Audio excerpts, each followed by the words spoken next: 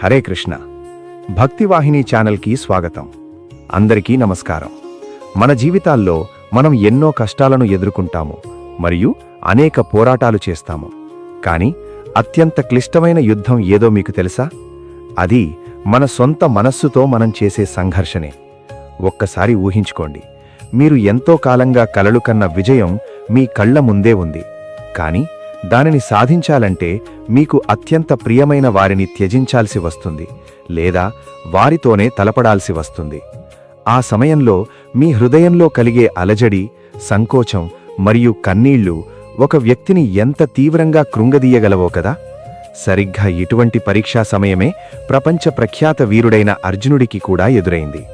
తన గాంధీవంతో శత్రువుల గుండెల్లో భయాన్ని నింపగలిగే ఆ గొప్ప యోధుడు ఒక్కసారిగా చిన్న పిల్లవాడిలా ఎందుకు దిగులు చెందాడు?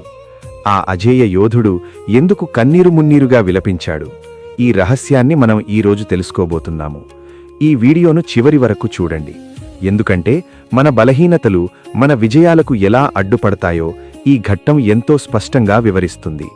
శ్రీమద్ భగవద్గీతలోని మొదటి అధ్యాయం 27వ శ్లోకాన్ని మనం పరిశీలిస్తే, తాన్ సమీక్ష స కౌంతేయః సర్వాన్ బంధూనవస్థితాన్ కృపయా పరయా విష్టో విషీదన్ నిదమబ్రవీత్. దీని అర్థం ఏమిటంటే, యుద్ధభూమికి ఇరువైపులా నిలబడి ఉన్న తన బంధువులందరినీ చూసి కుంతీపుత్రుడైన అర్జునుడు అపారమైన కరుణతో, జాలితో నిండిపోయాడు.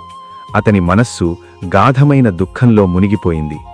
ఆ బాధలోనూ వేదనలోనూ అర్జునుడు శ్రీకృష్ణుడితో కొన్ని మాటలు పలికాడు. ఇక్కడ మనం గమనించాల్సిన విషయం ఏమిటంటే, అర్జునుడు భయం వల్ల ఏడవలేదు, తన సొంత వారి పట్ల తనకు కలిగిన మమకారం వల్లే అతను కన్నీరు కార్చాడు. సరిగ్గా ఈ మమకారమే ఒక వ్యక్తిని తన కర్తవ్యాన్ని నిర్వర్తించకుండా అడ్డుకుంటుంది. మన విషయంలో కూడా ఇదే జరుగుతుంది కదా. మనం ఏదైనా కఠినమైన నిర్ణయం తీసుకోవాల్సి వచ్చినప్పుడు, కానీ వీరంతా నావాళ్లే కదా అనే ఆలోచనే సత్యం వైపు అడుగువేయడంకుండా మనల్ని నిలువరించి వేస్తుంది. ఈ శ్లోకంలోని కృపయా పరయా విష్టో అనే పదబంధం ఎంతో విశిష్టమైనది. దీని అర్థం అత్యున్నతమైన దయతో నిండిపోవడం. కరుణ కలిగి ఉండడం మంచిదే, కానీ ఆ కరుణ అధర్మపక్షాన నిలబడిన వారి పట్ల చూపిస్తే అది కేవలం మన పతనానికే దారితీస్తుంది. అర్జునుడు తన తాతల వైపు, గురువుల వైపు చూసి తన్ను తాను ఇలా ప్రశ్నించుకున్నాడు, నేను వీరిని ఎలా సంహరించగలను? అతనిలోని యోధుడు నిద్రించగా ఒక సాధారణ మానవుడు మేల్కొన్నాడు.